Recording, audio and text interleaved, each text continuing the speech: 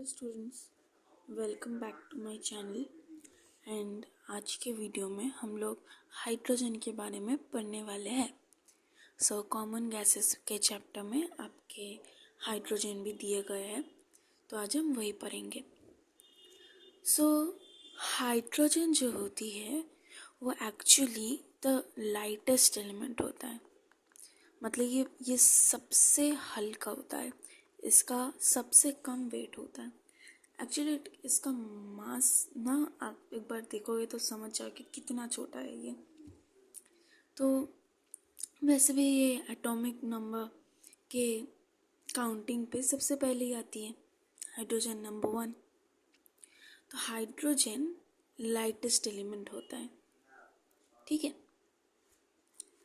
तो कुछ लोग गलती करते हुए हीलियम भी लिख देते हैं, लेकिन हाइड्रोजन ही लाइटेस्ट एलिमेंट होता है। ओके, तो लैबोरेटरी प्रिपरेशन ऑफ हाइड्रोजन में हमारे पास काफ़ी सारे प्रोसेसेस हैं, तो हम एक एक करके सब कुछ पढ़ेंगे। लैबोरेटरी प्रिपरेशन ऑफ हाइड्रोजन, ठीक है। चलो, अब किताब में एक डायग्राम दिया गया है, वो चाहो तो आप ड्रॉ कर सकते हो एग्ज़ाम में, बट उतना कुछ खास है नहीं। तो मैं ना यहाँ पे एक दो टाइप के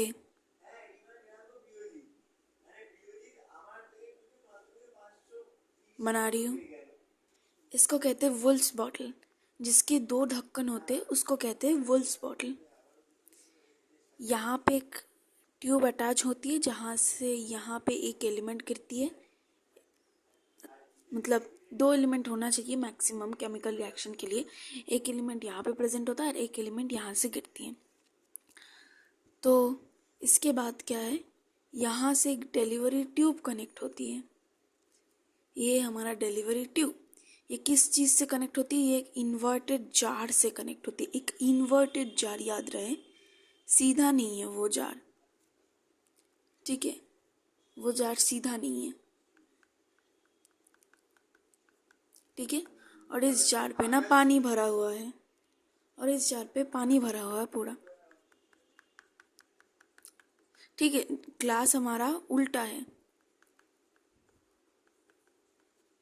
इन्वर्टेड गैस जार, ठीक है। ये बात याद रहे, इन्वर्टेड करना बहुत ही ज़रूरी है, ठीक है।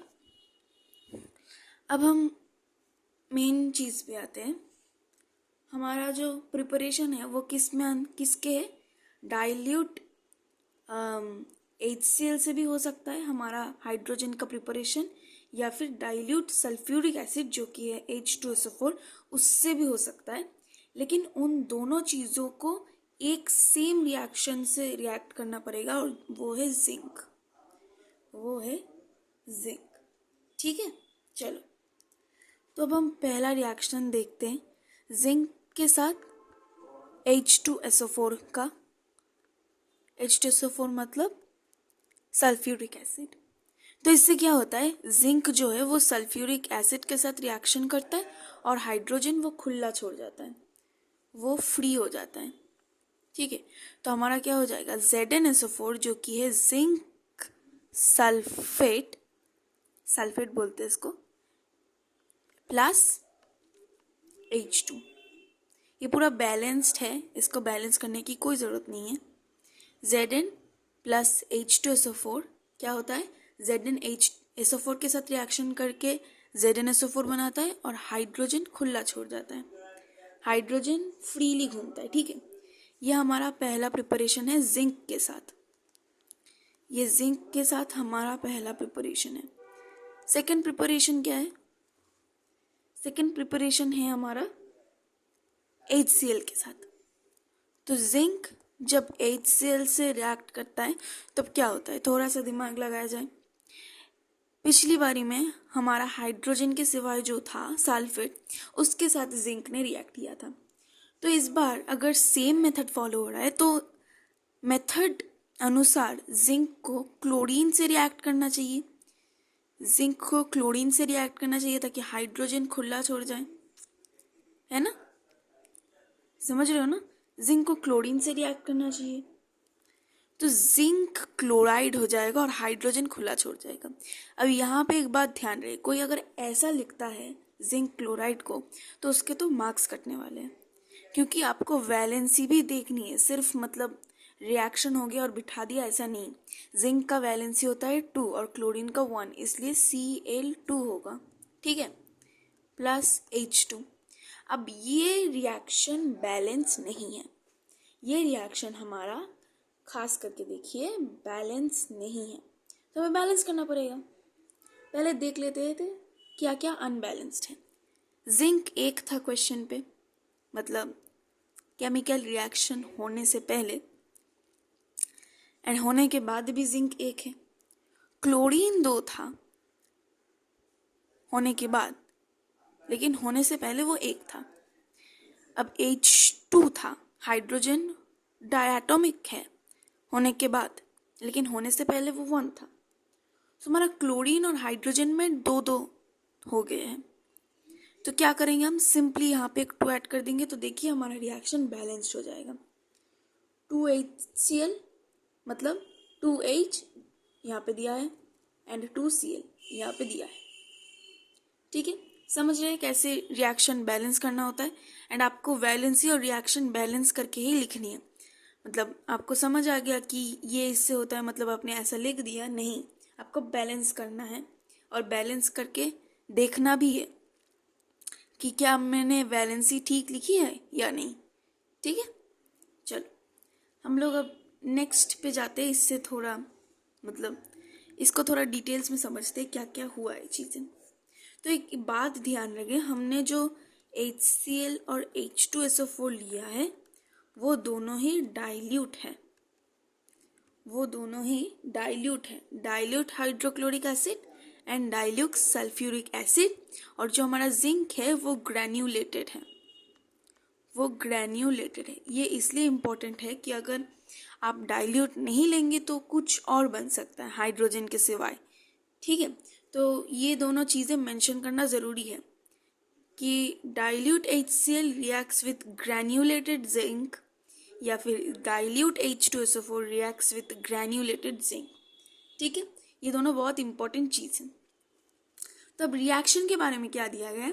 Theoretically any metal which is more electropositive than hydrogen, that is situated higher than hydrogen in electrochemical series, can replace hydrogen from dilute acids like dilute hydrochloric acid or dilute sulfuric acid। तो क्या बोला गया है इस line पे?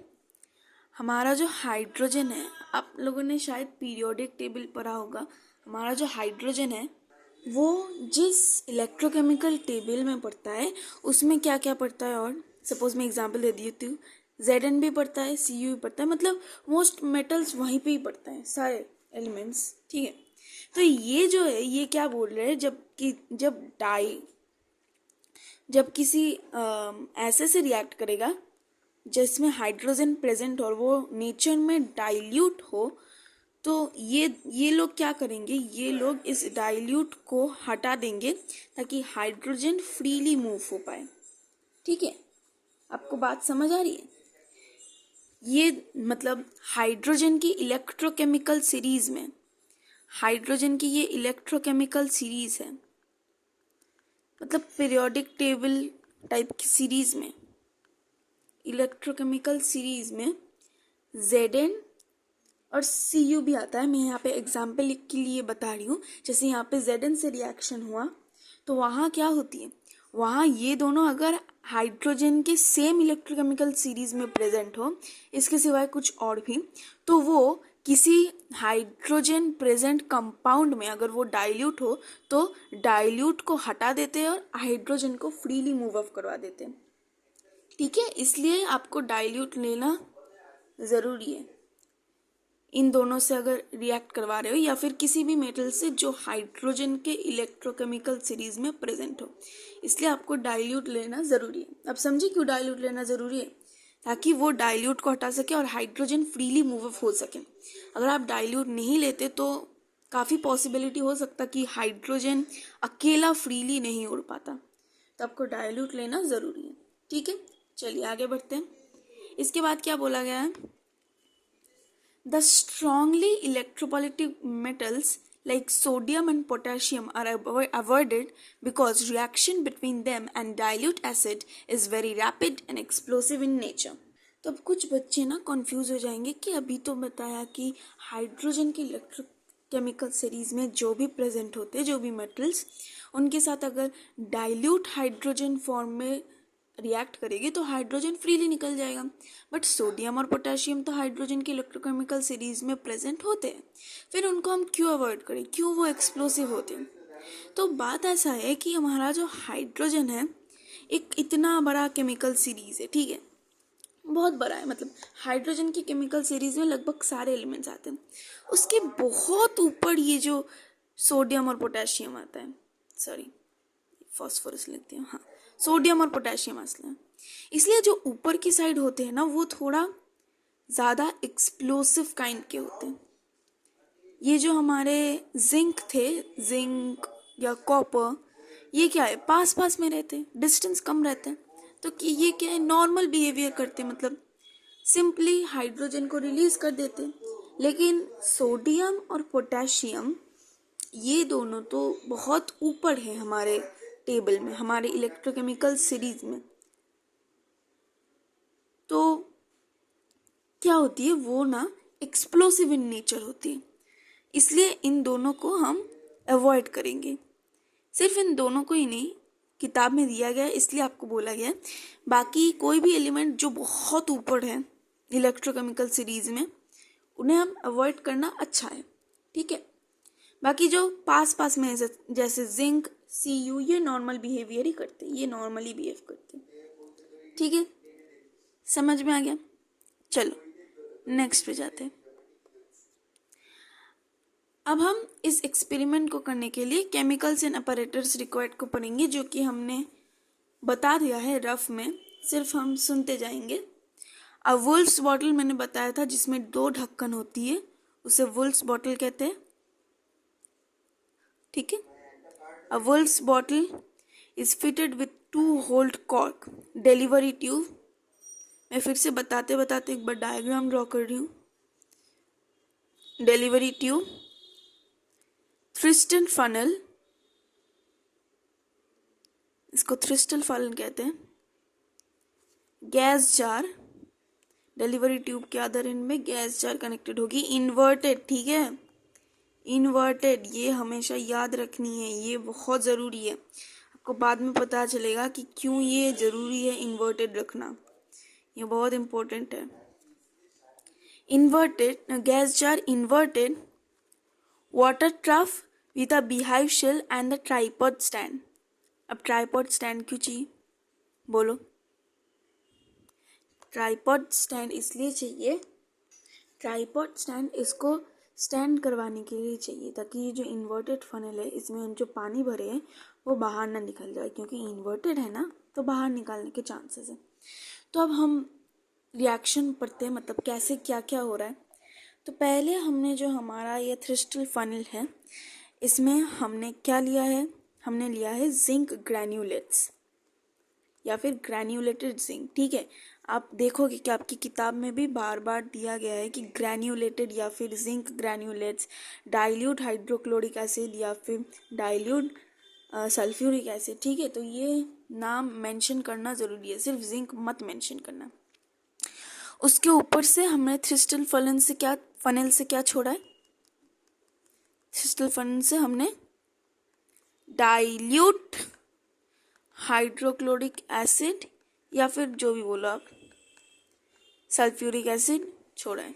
ठीक है, dilute. ठीक है, तो इसके बाद हमने ना इसके ऊपर से थोड़ा सा पानी भर दिया ताकि ये जो फनल का मुंह है, वाटर भर दिया है ताकि ये जो फनल का मुंह है, थ्रिस्टल फनल माउथ, वो बिलो वाटर रहे। थ्रिस्टल फनल माउथ बिलो वाटर रहे। ठीक है, बिलो वाटर। ठीक है, मैंने लाइट थोड़ी सी चेंज कर दी। हाँ, तो हमारा बिलो वाटर रहना चाहिए, इसलिए हमने थोड़ा सा पानी भर दिया। ठीक है, ज़्यादा नहीं, क्योंकि ऑलरेडी हमारे पास H2SO4 और जिंक है जो भर दिया है, बट ये जो बिलो वाटर है ये होना ज़रूरी है। ठीक है, और हम क्या ध्यान रखेंगे कि हमारा जो हमारा कंटेनर है ये एयर टाइट रहे। ये एक इम्पॉर्टेंट चीज़ है। जब आप प्रिकॉशंस पे पढ़ोगे तब आप देखोगे कि वहाँ पे भी एयर टाइट दिया गया है। ऐसा क्यों करते हैं आप? नेक्स्ट पेज में पढ़ते हैं। एयर टाइट कंटेनर ही हमें क्यों रखना है? कोई आइडिया है किसी के पास? एयर टाइट कंटेनर ही क्यों रखना है? तो एक्चुअली में क्या होता है, हाइड्रोजन जो है वो ऑक्सीजन से बहुत ही रिएक्ट करता है, मतलब एक्सप्लोसिवली रिएक्ट करता है। रिएक्ट करता है तो ठीक है, लेकिन एक्सप्लोसिवली रिएक्ट करता है वो, मतलब आग वाग भी लगा सकती है। आपने पढ़ा होगा कि hydrogen and oxygen both are supporters of burning, they are supporters of burner. So अगर किसी तरह ये कंटेनर जो है वो एयर टाइट नहीं रहा तो हाइड्रोजन ऑक्सीजन से रिएक्ट कर जाएगा और एक एक्सप्लोसिव चीज़ तैयार करेगी, मतलब एक छोटा सा ब्लास्ट टाइप का हो सकता है जिसमें सब कुछ टूट जाएगा। ठीक है, इसलिए हमको ये कंटेनर एयर टाइट रखना बहुत ज़रूरी है। ठीक है, समझ में आ गया? चलो नेक्स्ट क्या बोला गया है। नेक्स्ट जो है कि moderately strong H2SO4 or dilute HCl is now poured down the crystal funnel। ठीक है, क्रिस्टल फनल से वो H2SO4 आ रहा है। मैं फिर से एक बार ड्राइंग कर देता हूँ। क्रिस्टल फनल से H2SO4 आ रहा है और हमारे जिंक ग्रैन्यूलेट्स पे गिर रहा है। डाइल्यूट H2SO4 या फिर dilute hydrochloric acid crystal funnel से आ रहा है और हमारे जिंक ग्रैन्यूलेट्स पे गिर रहा है। ठीक है, अब इसके बाद यहाँ से एक पाइप कनेक्टेड है, मैं फिर से एक बार ड्रॉ कर देता हूँ। ठीक है, कोई बात नहीं। एंड इसके बाद ये इन्वर्टेड गैस जार है एंड इसके बाद ये ट्राइपॉड स्टैंड वगैरह कुछ है ताकि पानी जो है वो निकल ना जाए। ठीक है, यहाँ पे पानी भरा हुआ है। ठीक है, चलो इसके बाद क्या है? इसके बाद बोला गया है कि the gas is allowed to escape through the delivery tube for 1 to 2 minutes। अब इससे तो हाइड्रोजन प्रोड्यूस हो ही रहा है। कैसे? हमने अभी रिएक्शन पढ़ा है कि जिंक ग्रैन्यूलेट्स, मतलब रिएक्शन के टाइम आपको लिखना नहीं पड़ेगा, और डाइल्यूट H2SO4 के साथ रिएक्शन होकर क्या बनता है? जिंक SO4 के साथ रिएक्शन करता है और H2 फ्रीली निकल जाती है, हाइड्रोजन फिर फ्रीली निकल जाता है। और सेकेंड क्या पढ़ा था? सेकेंड में थोड़ा सा बैलेंसिंग और वैलेंसी का चक्कर है, तो ध्यान रहे जिंक क्लोराइड यहाँ पे 2 होगा क्योंकि जिंक की वैलेंसी 2 है। यहाँ पर 2 इसलिए नहीं हुआ था क्योंकि सल्फेट की वैलेंसी भी 2 थी, इसलिए 2 क्रॉस आउट होके ZnSO4 ही होगा। एंड इसके बाद H तो अकेले नहीं निकलता, H2 निकलता है, मतलब हमारा जो गैसियस फॉर्म है हाइड्रोजन का वो हमेशा डायटोमिक है, इसलिए H2 निकलता है। तब इसको बैलेंस करने के लिए हम सामने यहाँ पे 2 रखेंगे। देखिए 2H2 2H2 2Cl 2Cl।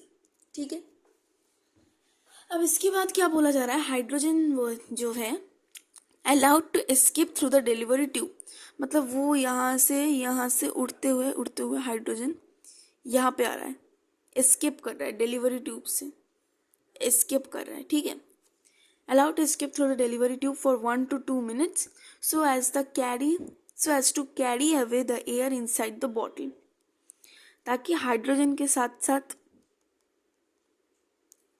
Air भी आए, एयर जो हमारा है बॉटल के inside. Then the hydrogen gas produced is allowed to collect in a gas jar. इसके बाद इस गैस जार पे हम कलेक्ट करेंगे, इन्वर्टेड गैस जार पे हाइड्रोजन को।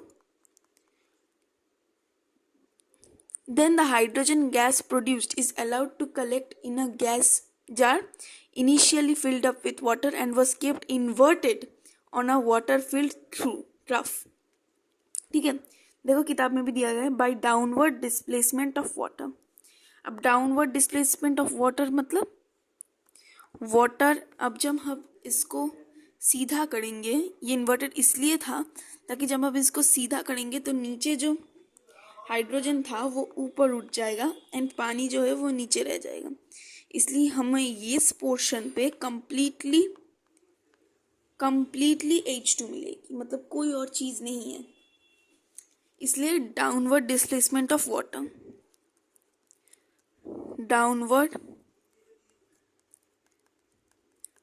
Displacement of water. देखो ये तो लाइटेस्ट एलिमेंट है, इसलिए वाटर छोड़ो, वाटर एयर सब कुछ इससे भारी होगा, इसलिए हमेशा डाउनवर्ड डिस्प्लेसमेंट ही होगा. ठीक है, क्योंकि हाइड्रोजन लाइटेस्ट एलिमेंट है. ठीक है, समझ में आ गया कैसे होता है ये एक्सपेरिमेंट हाइड्रोजन को प्रोड्यूस करने की. ठीक है, अब इस एक्सपेरिमेंट के कुछ प्रिकॉशंस पढ़ते हैं. प्रिकॉशंस का मतलब क्या आता है?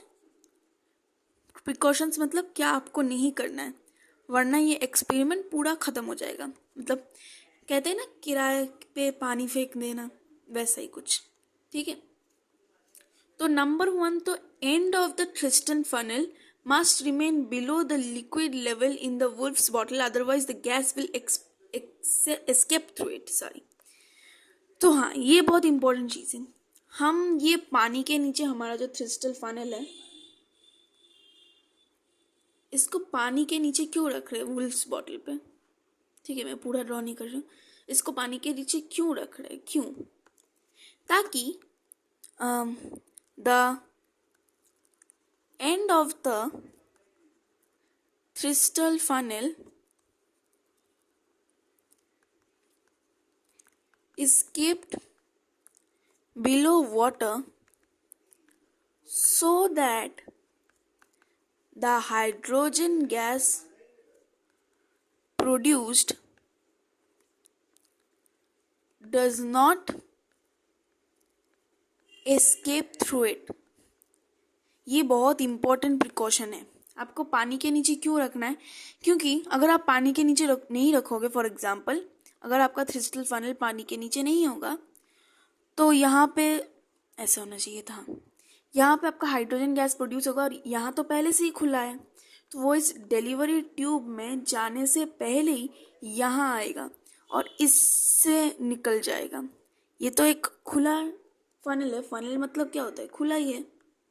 ऊपर तो पूरा खुला है, नीचे भी खुला है, तो यहाँ से सिंपली एयर पास कर सकता है, गैस पास कर सकता है.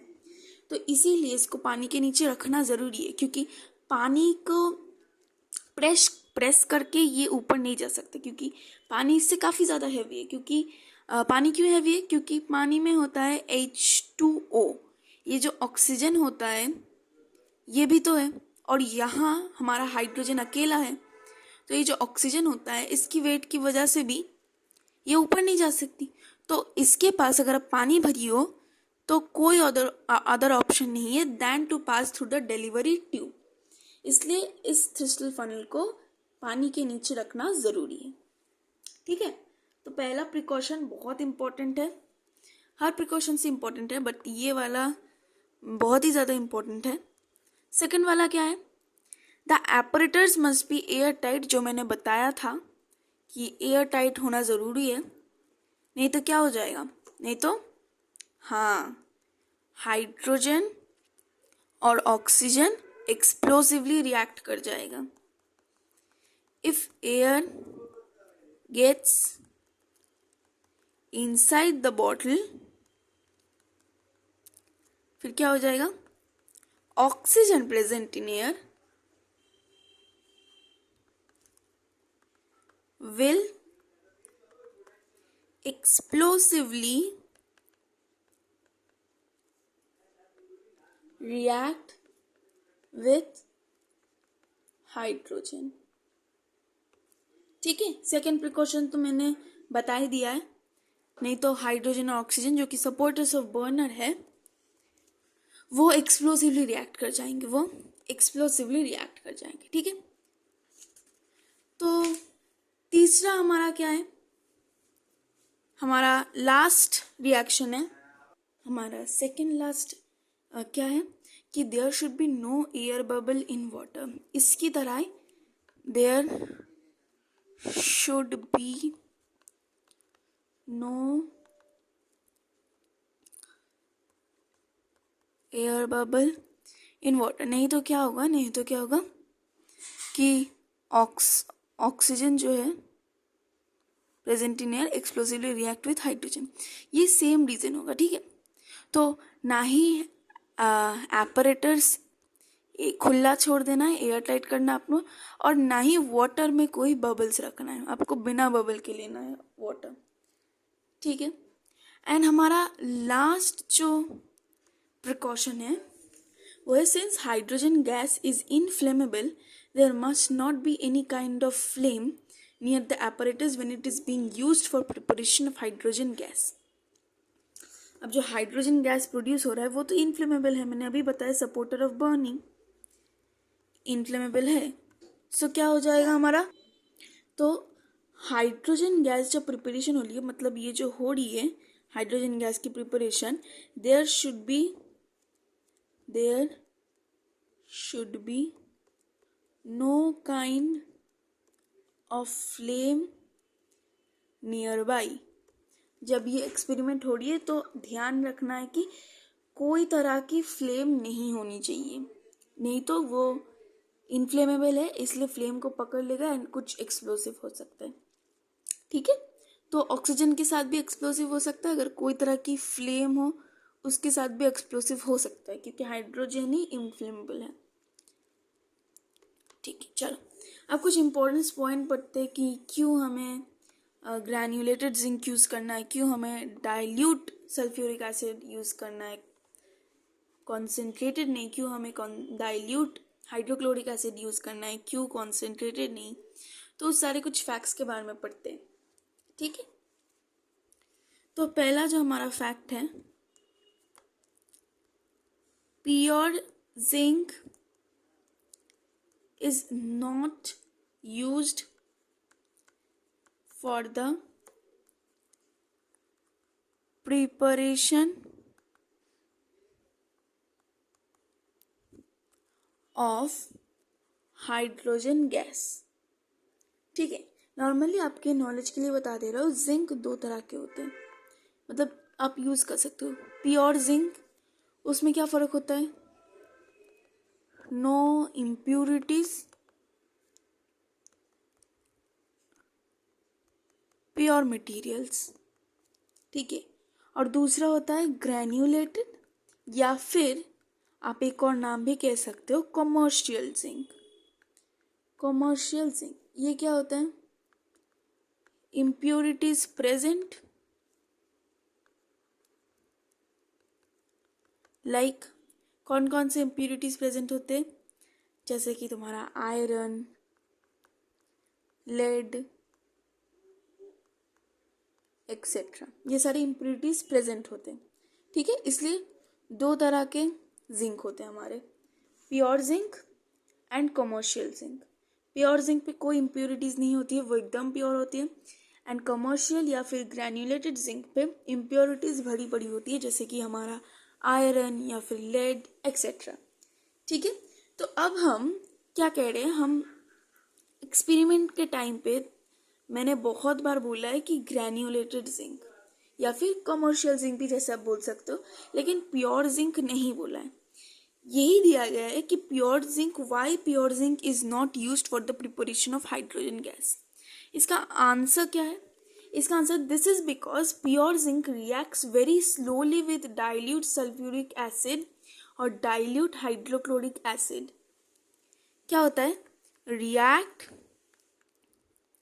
very slowly with dilute hydrochloric acid और सल्फ्यूरिक एसिड।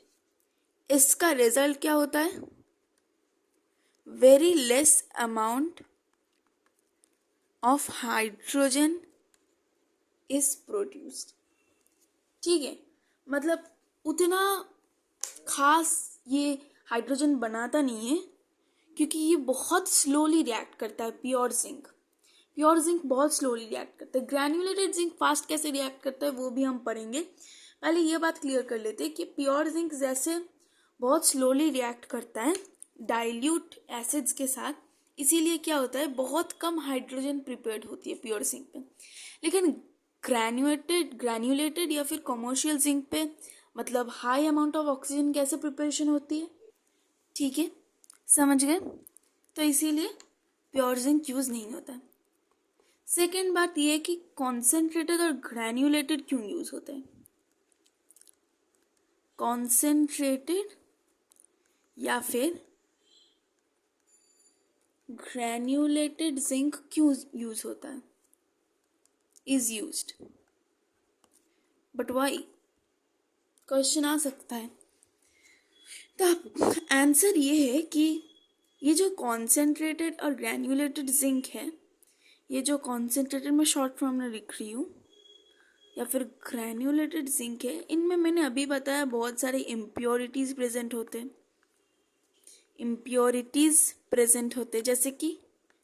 जैसे कि आयरन, लेड एक्सेट्रा, ये सारे इम्प्योरिटीज़ प्रेजेंट होते हैं। तो जब ये रिएक्ट करता है, मतलब जिंक के अंदर ही ये लोग इलेक्ट्रोकेमिकल सेल्स तैयार करते हैं। इलेक्ट्रोकेमिकल सेल्स तैयार करते हैं, ठीक है। जिंक के अंदर ही इलेक्ट्रोकेमिकल सेल्स बन जाते हैं इम्प्योरिटीज से सेल बन जाते हैं। तब ये सेल्स होने से क्या फायदा या फिर डिसएडवांटेज क्या होगा। The impurities acts as a positive pole of a tiny electrochemical cell and zinc acts as a negative pole. तब जिंक में ये क्या कर जाता है, जिंक में जो इम्प्योरिटीज प्रेजेंट होते हैं, ठीक है, ये शायद इम्प्योरिटीज है। इन एक इम्प्योरिटीज में ये जो आयरन है ये पॉजिटिव पोल बन जाते हैं, और ये जो जिंक है ये नेगेटिव पोल बन जाता है। ये अकेला नेगेटिव पोल बन जाता है। और हमारा जो डाइल्यूट एसिड है वो एक इलेक्ट्रोलाइट की तरह एक्ट करता है।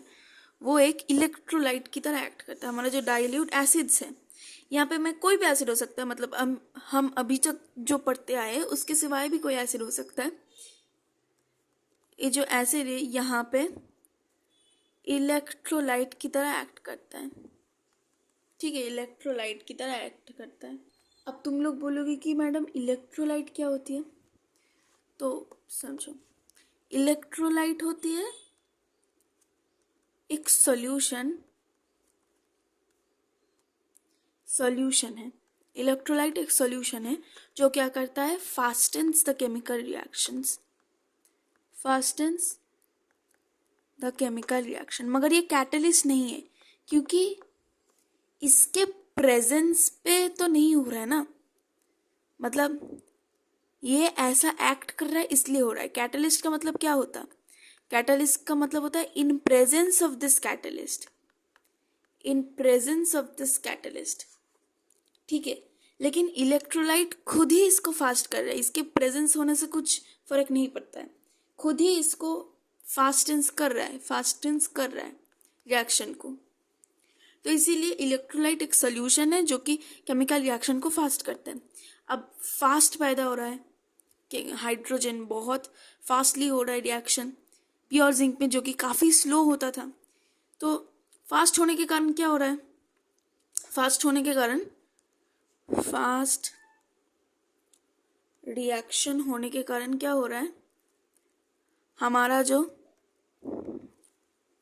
Rate of production of hydrogen है वो इंक्रीज कर जाता है। Rate of production of hydrogen increases, मतलब रिएक्शन अगर फास्ट हो तो रेट ऑफ हाइड्रोजन भी बहुत होगा। ठीक है, इसीलिए हम लोग कमर्शियल जिंक यूज़ करते हैं। समझ में आ गया? क्योंकि उसमें जो इम्प्योरिटीज़ होती है वो जिंक में एक इलेक्ट्रोकेमिकल सेल्स की तरह एक्ट करते हैं, एंड उसमें वो लोग क्या बन जाते हैं, वो लोग इम्प्योरिटीज़ बन जाते हैं पॉजिटिव पोल, जिंक बन जाता है नेगेटिव पोल, और जब डाइल्यूट एसिड से रिएक्शन होती है तो वो बन जाती है इलेक्ट्रोलाइट, जो कि एक सोल्यूशन है और हमारे रिएक्शन को फास्ट कर देता है, रिएक्शन के प्रोसेस को। तो अब रिएक्शन फास्ट हो रहा है, जो कि प्योर जिंक में स्लो हो रहा था काफ़ी, इसलिए rate of production of hydrogen भी बढ़ जा रहा है। ठीक है, चलिए अब देखते हैं कि कौन से, मतलब हमारे जो एसिड भी होते हैं सपोज, या फिर कोई भी सोल्यूशन है, हम यहाँ पे ये भी दो टाइप के ही होते हैं, ये भी दो टाइप की होती है। कैसे होती है? एक होती है डाइल्यूट, एक होती है कंसेंट्रेटेड। ठीक है, अब डाइल्यूट में क्या होती है? तो डाइल्यूट में क्या होता है, डाइल्यूट में हमारा जो एसिड है, सपोज यहाँ पे मैं H2SO4 ले रहा हूँ, वो इतने, शायद मैं केजीज में बता रहा हूँ, ये केजीज में नहीं होता है, आपके सुविधा के लिए 2 kg पे सल्फ्यूरिक एसिड लिया गया है, एंड उसके साथ वाटर में लिया गया है 10 kg, मतलब वाटर की रेट उससे बहुत ज़्यादा है। ये इससे तैयार होती है डाइल्यूट एसिड। कैसे होती है? ये मिक्सचर है, ये मिक्सचर थोड़ा सा ले लिया, लेकिन उसके ऊपर पानी बहुत ज़्यादा डाल दिया, तो वो तैयार हो जाती है डाइल्यूट एसिड। और कॉन्सेंट्रेटेड में बिल्कुल ऑपोजिट होती है। ऑपोजिट मतलब हम जो मिक्सचर है वो ले रहे हैं 10 kg, एंड पानी बहुत कम ले रहे हैं, पानी 2 kg ले रहे हैं। ठीक है, यही फ़र्क है दोनों में। ये मिक्सचर सिर्फ वाटर से ही पॉसिबल होती है और कोई चीज़ से पॉसिबल नहीं होती। अब कुछ रिएक्शंस डाइल्यूट में अच्छे होते हैं, कुछ रिएक्शंस कंसेंट्रेटेड में अच्छे होते हैं। यहाँ पे सपोज जो हमारा रिएक्शन दिया गया है वो हाइड्रोजन का, वो डाइल्यूट में अच्छी होती है। अब यही हमको पढ़ना है कि कॉन्सेंट्रेटेड पे क्यों नहीं अच्छी होती। ठीक है, तो हमारा जो थर्ड वाला है वो है concentrated H2SO4 is not used in the preparation of hydrogen। अब ऐसा क्यों होता है? तो किताब में दिया गया है, this is because the acid produces sulphur dioxide gas during reaction with zinc. Also when the acid is decomposed it produces the atomic oxygen और nascent oxygen which combines with hydrogen produced in the process to form water। तो इससे problem क्या होता है? इससे हमारा free oxygen नहीं निकलता है, इससे फ्री ऑक्सीजन ना होके हमारा वाटर निकल जाता है। तो क्या हो रहा है, जब ये कॉन्सेंट्रेटेड H2SO4 रिएक्ट कर रहा है, जब ये कॉन्सेंट्रेटेड H2SO4 रिएक्ट कर रहा है जिंक से, तो वो क्या प्रोड्यूस कर रहा है? सल्फर डाइऑक्साइड कर रहा है। तो वो सल्फर डाइऑक्साइड में हो जा रहा है। सल्फर डाइऑक्साइड मतलब SO2 सल्फर डाइऑक्साइड हो रहा है, जो कि जिंक के साथ रिएक्शन करने पे यहाँ पे प्रोड्यूस हो रहा है। इसके बाद क्या हो रहा है? It also produces atomic oxygen और नेसेंट ऑक्सीजन। नेसेंट ऑक्सीजन का मतलब क्या होता है? O। एटॉमिक हम क्या पढ़ते आए हैं? O2। O2 का मतलब होता है डाई एटॉमिक, और डाई एटॉमिक क्योंकि यहाँ पे 2 एटम्स मिलजुल के, इसका बेस नंबर अब देखो 2, यहाँ पे 2 ऑक्सीजन के एटम्स जुड़ के डाई एटॉमिक ऑक्सीजन बनाता है। लेकिन यहाँ पे सिर्फ O है, इसका मतलब डाई हटा दो, एटॉमिक ऑक्सीजन। इसको आप एटॉमिक ऑक्सीजन को आप नेसेंट ऑक्सीजन भी बोल सकते हो। ठीक है, एटॉमिक ऑक्सीजन को आप नेसेंट ऑक्सीजन भी बोल सकते हो। O प्रोड्यूस हो रहा है। अब ये एटॉमिक ऑक्सीजन प्रोड्यूस होने से क्या फ़ायदा, क्योंकि जब इस रिएक्शन पे हाइड्रोजन जो फ्रीली प्रोड्यूस कर रहा है वो इस O की मदद से कॉम्बाइन होके वाटर तैयार कर रहा है, कॉम्बाइन होके वाटर तैयार कर दे रहा है। मतलब फ्री हाइड्रोजन हम निकाल नहीं सकते, 1-2 मिनट के लिए तो ये ठहरा है, लेकिन जब ये नेसेंट ऑक्सीजन छोड़ देगा H2SO4 रिएक्शन करके, तब वो हाइड्रोजन के रिएक्शन या हाइड्रोजन से रिएक्शन करके वाटर बन जाएगा। मतलब हमें फ्री हाइड्रोजन नहीं मिलेगी, फ्री हाइड्रोजन हमें नहीं मिलेगी, इसलिए हम कॉन्सेंट्रेटेड अवॉइड करते हैं। समझ में आ रहा है क्यों?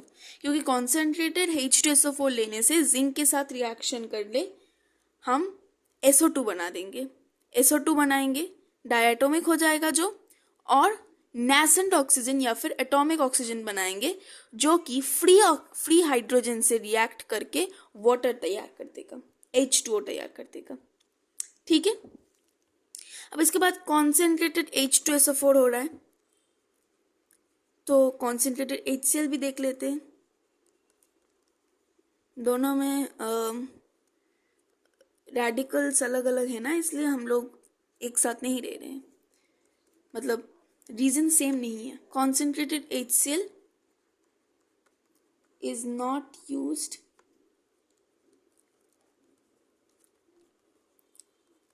in the preparation of hydrogen gas. Why? इसका आंसर किताब में दिया गया है, this is because concentrated HCl is highly volatile and hence plenty of HCl vapor mixes with the hydrogen gas produced during the process. Moreover, zinc reacting with HCl produces insoluble ZnCl2 which forms a coating on the metallic zinc and thus stops the further reaction.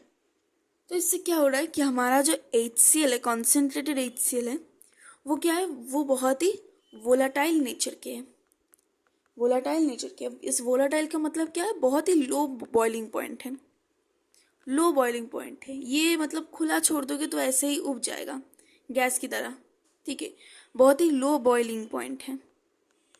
तो इससे क्या होता है, ये काफ़ी जल्दी vapour form में convert हो जाता है, काफ़ी जल्दी वेपर फॉर्म में कन्वर्ट हो जाता है। वेपर फॉर्म में कन्वर्ट होके ये ऑक्सीजन से मिलजुल जाता है, ऑक्सीजन से मिल जाता है, जो कि produced due to reaction, produced due to reaction, reaction के मुताबिक जो प्रोड्यूस हुआ है उसके साथ मिलजुल जाता है। तो अगेन हमको फ्री ऑक्सीजन नहीं मिल रहा है, हम लोगों को फ्री ऑक्सीजन नहीं मिल रहा है, क्योंकि HCl फ्री हाइड्रोजन के साथ मिक्स हो जा रहा है, ठीक है। एंड एक और रीज़न जो है, ये हमारा पहला रीज़न है, एंड एक और रीज़न जो है कि जिंक जब मतलब कॉन्सेंट्रेटेड HCl से रिएक्ट करता है तो जिंक के साथ क्लोराइड रिएक्ट करते हुए, कॉन्सेंट्रेटेड जिंक क्लोराइड के साथ रिएक्ट करते हुए ये एक इनसॉल्यूबल मिक्सचर बन जाता है, ये एक इनसॉल्यूबल मिक्सचर बन जाता है। लेकिन इसके बनने से क्या होगा, जिंक क्लोराइड के इनसॉल्यूबल मिक्सचर बनने से क्या हो जाएगा, क्या हो जाएगा, जब ये रिएक्शन सपोज हो रहा है, यहाँ कहीं पे जिंक क्लोराइड के साथ मिक्स होके जिंक क्लोराइड बना दिया, तो ये क्या बन जाएगा, ये इनसॉल्यूबल है, इसलिए ऊपर एक कोटिंग सा बना देगा, इसलिए जो हमारा फ्री ऑक्सीजन तैयार कर रहा था उस रिएक्शन, फर्दर रिएक्शन स्टॉप हो जाएगा, स्टॉप्स फर्दर रिएक्शन, ठीक है। इसीलिए हम लोग इन दोनों रीजंस की वजह से कॉन्सेंट्रेटेड HCl यूज़ नहीं करते, ठीक है। तो लास्टली हमारा जो है कि स्ट्रॉन्ग और मॉडरेटली स्ट्रॉन्ग नाइट्रिक एसिड हम यूज़ नहीं करते।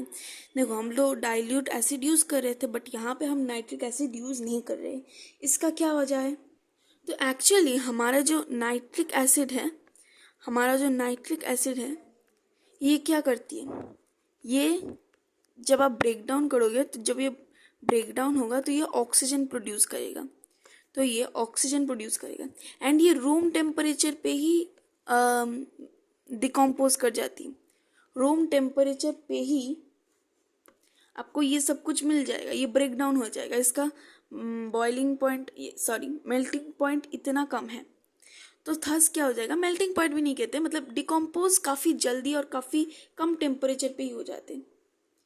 तो इसीलिए आपको ये यूज़ नहीं करना चाहिए, क्योंकि फिर से ऑक्सीजन यहाँ पे हाइड्रोजन जो कि रिएक्शन के टाइम प्रोड्यूस हो रहा है उससे रिएक्ट करके वाटर बन जाएगा, और हमारा जो फ्री हाइड्रोजन गैस है जो उगता था पहले वो नहीं उड़ेगा। ठीक है। अब यहाँ पे एक चीज़ कहा गया है कि Cl सिल्वर होता है हमारा, Ag एंड गोल्ड होता है हमारा Au। ये तीनों इलेक्ट्रोकेमिकल सीरीज में हाइड्रोजन से नीचे रहते हैं। मैंने गलत बताया था, Cu कॉपर भी नहीं होता है, तो वो डाइल्यूट निकाल नहीं सकते। जिंक ऊपर होता है इसलिए जिंक करता है। मैंने थोड़ा सा गलत बता दिया था कि Cu नहीं होता है, Cu नीचे रहता है। जो हाइड्रोजन के थोड़ा थोड़ा पास में ऊपर रहता है वही कर सकता है। ठीक है, तो ये सबको भी आपको हाइड्रोजन की प्रिपरेशन के लिए अवॉइड करना है। तो मिलते हैं नेक्स्ट वीडियो के लिए, तब तक के